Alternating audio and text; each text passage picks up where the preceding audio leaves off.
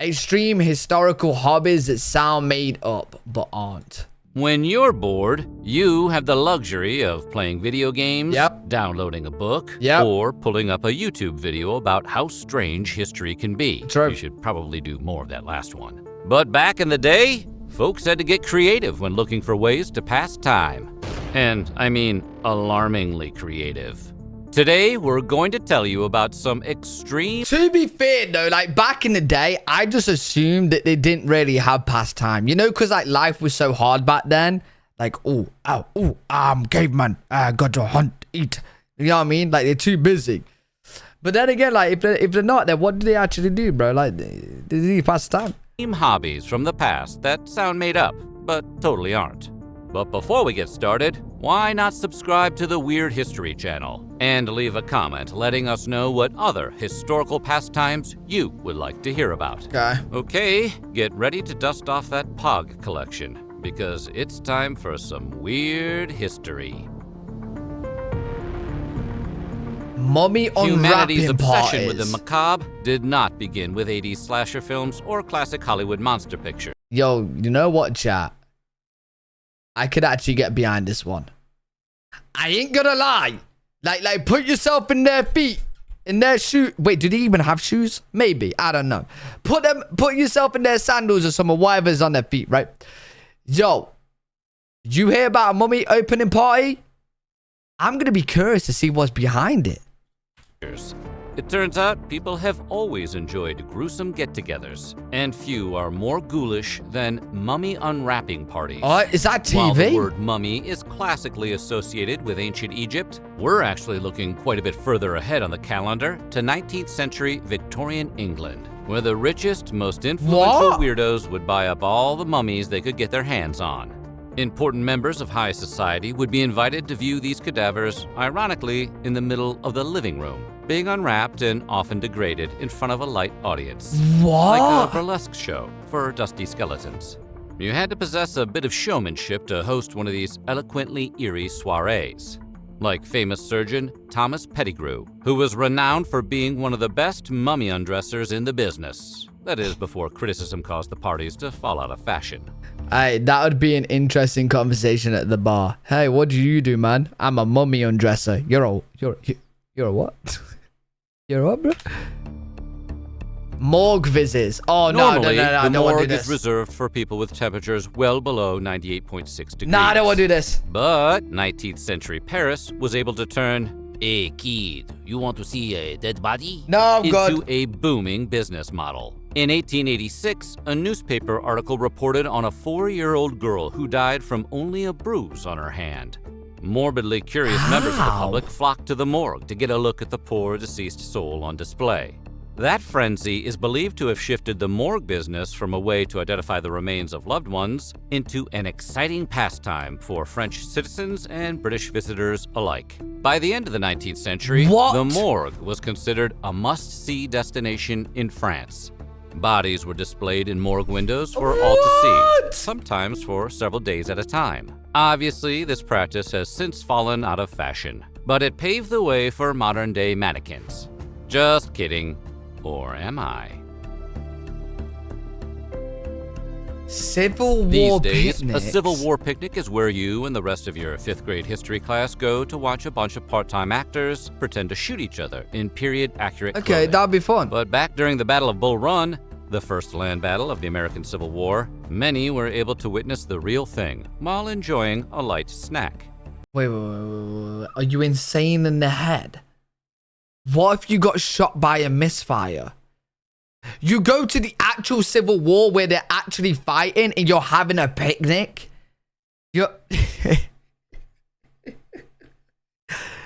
What?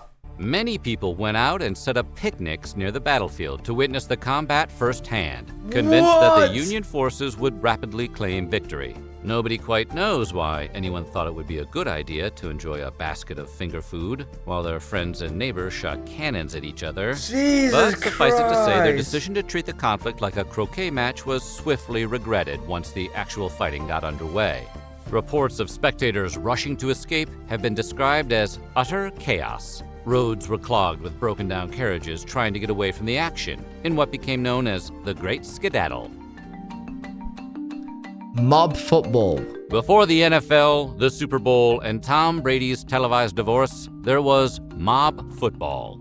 Most of modern football was derived from this early version of the sport, originally created in the 12th century. Much like today, the game was played with a pigskin ball, which would be fought over by two opposing teams trying to score a goal. Unlike today's game, however, you had to score 3 times before receiving 1 point. Geez, their injury reports must have been a horror show. Other than that, there was pretty much only one rule: no murdering. It was a brutal game, less a sport than a segment on Jackass. But Wait, yo. I'm not playing any sport where the only rule is no murdering. Are you crazy? So you can do anything else, but you can't murder. You can't. You could fly and knee kick someone in the face, but don't murder. But its popularity can't be denied, as it stands the test of time over 900 years later. Yep, that's right. The original version of Mob Ball is still played in the UK, with 2-day-long matches held every year on Shrove Tuesday and Ash Wednesday for thousands of fans. Wait, Sacred, we still do it? What? And is the only rule still no murdering?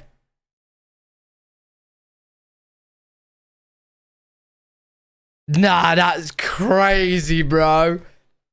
I am not doing that. I am not doing that. Around the 17th century, the hottest accessory wasn't jewelry or fancy clothes. It was a literal flaming barrel of tar you would carry down the street. What? Wonder if you can wear one on a chain, like Flava Flav.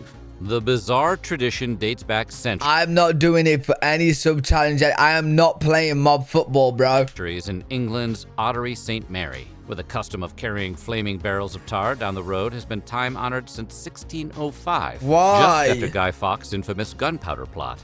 The tar barrels are meant to symbolize the 36 barrels of gunpowder used by Fawkes in his attempt to blast Parliament sky high, like a gender reveal party. Originally, the barrels were rolled down the street. Today, the barrels are carried down the streets on the backs of giddy participants. What? We're still doing that? The first Cotswold Olympic shin-kicking event was held in 1612 Oh near my Chipping God. Campden.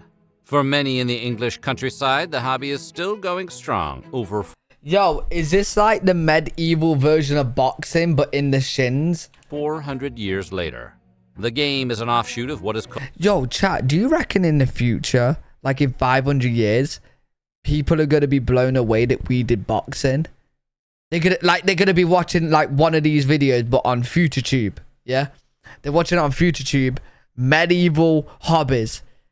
And it's gonna be like, boxing.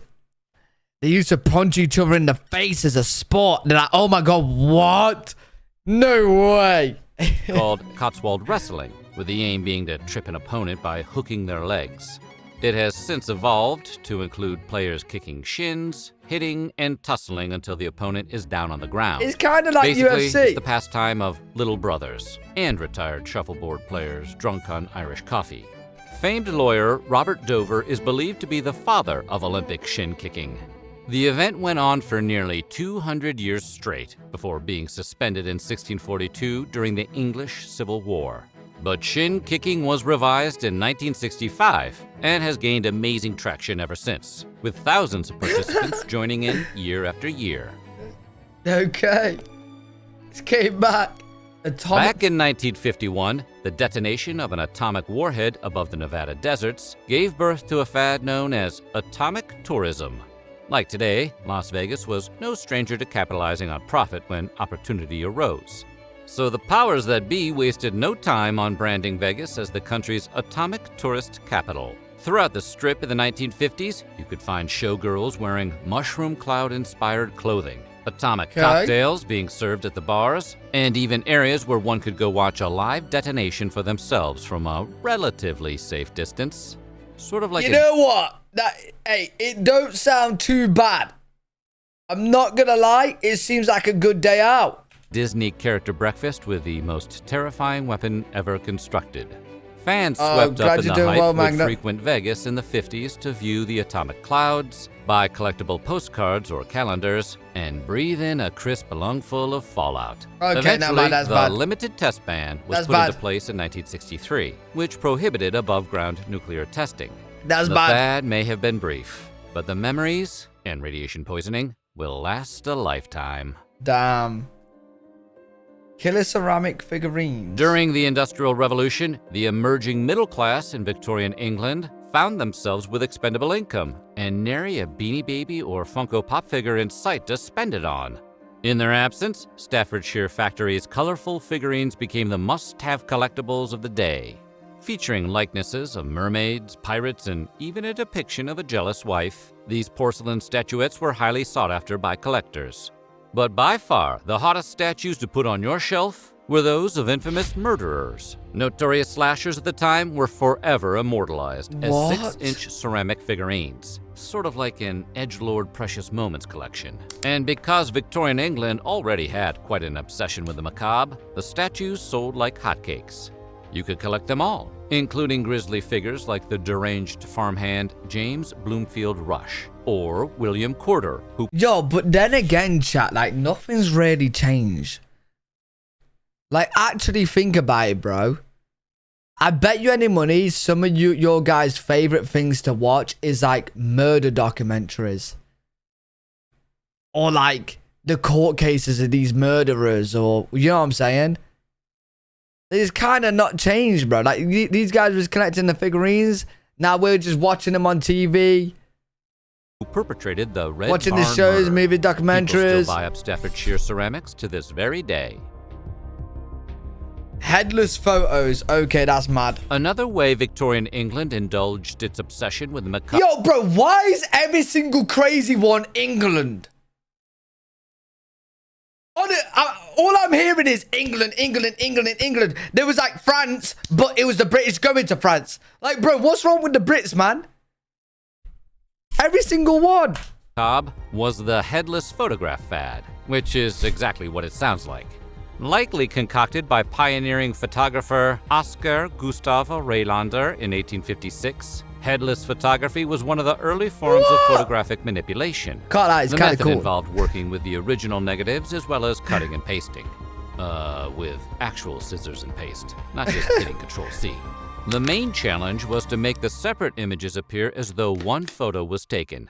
The other challenges involved explaining why you had a photo of a headless person. Experimental photographers were able to use various methods to create legitimate-looking decapitations, all in the name of morbid fun. The original Novelty Photoshop. photographs such as these were commissioned I during the love 19th century and required superior photography skills in order to pull off. These were the pioneer days before Adobe Photoshop, when skilled artists would have to complete their work in actual Photoshops. Cheetah-tainment. The ancient Egyptians held many animals in high regard, but none more so than those in the cat family. Egyptian royalty had large cats, such as lions and cheetahs, Yeah, as soon as I seen cheetah, I was like, yep, finally, it's not the UK. which they used in their hunting parties or simply kept as exotic pets. There wasn't a Department of Fish and Wildlife back then. Anyone was able to keep a menagerie of exotic pets like a Miami Coke Baron.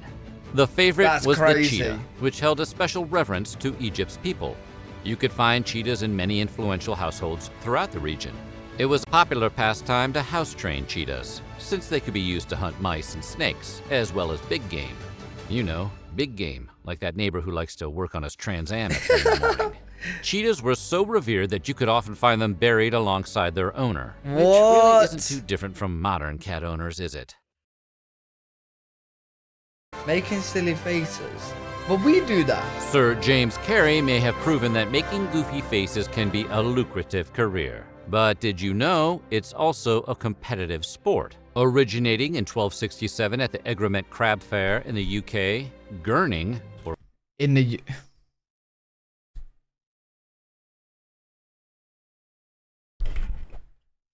Why is making silly faces a competitive sport. How is... or contorting one's face, was created to celebrate the beginning of the crab apple harvest season. Participants would push their faces through a horse collar while trying to gurn the best face, or the worst face. We're still a bit iffy on the wording. They called it gurning through a braffin. Sounds like a Sting lyric. The contests are still held today in the UK during mid-September, when the all petition to get, to remove the UK from the planet. Say aye. We're still doing... Maybe I should enter. Am I doing it? Do I win? What do I win?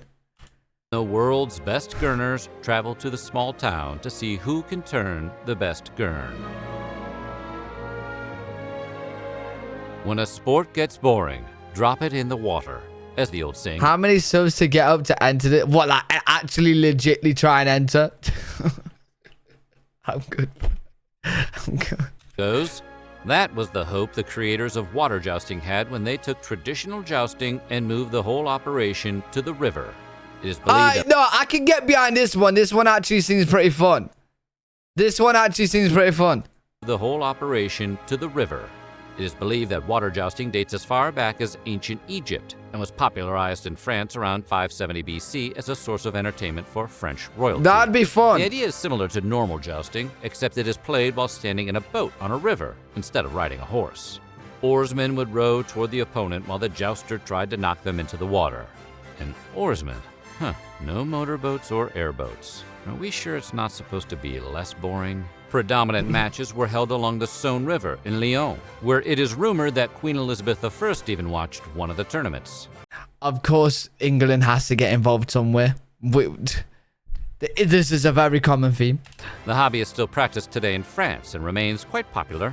You can visit the country in August during the Saint Louis Festival to watch teams joust each other That to would the be fun, soundtrack though. of medieval I songs, can get behind this one. just as their ancestors intended. So what do you think? Which crazy old hobby would you like to try? Probably the water one, I'm not going to lie. Probably the water one.